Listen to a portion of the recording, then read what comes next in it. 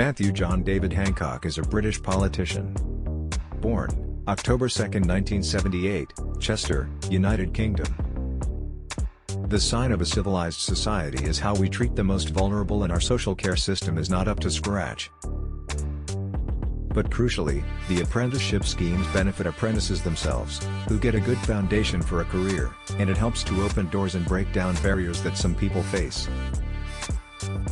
Well, the truth is that anybody who is a conservative knows that the way you generate wealth and ultimately all the taxes that pay for public services is through business, people coming together to make something of their lives and to create jobs.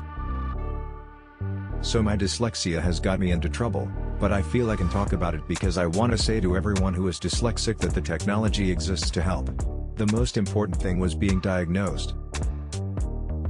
Spotting sepsis is one of the most difficult things to do early, and the urgency is critical to whether people survive. There are clearly skills shortages in some areas, and businesses can make sure they get the skills they need by training people on the job. I'll go around the world looking for the best technology that can save lives and improve the lives of clinicians too. We need to be embracing it. The reason we need formal government guidance from the Chief Medical Officer is to empower parents.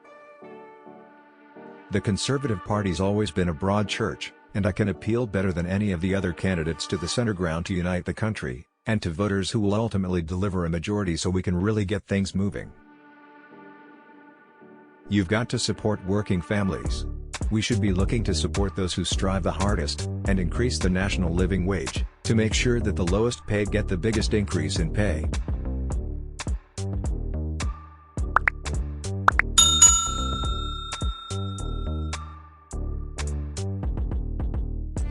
The terms and conditions of the main social media sites are that you shouldn't use it under the age of 13, but the companies do absolutely nothing to enforce against that.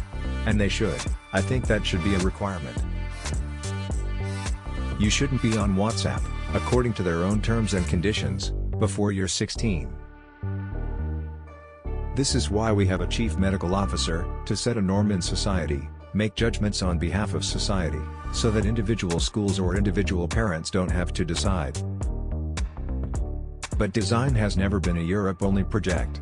The best of design has global influences. And we've got to design the future immigration system to make sure that we continue to attract the brightest and best.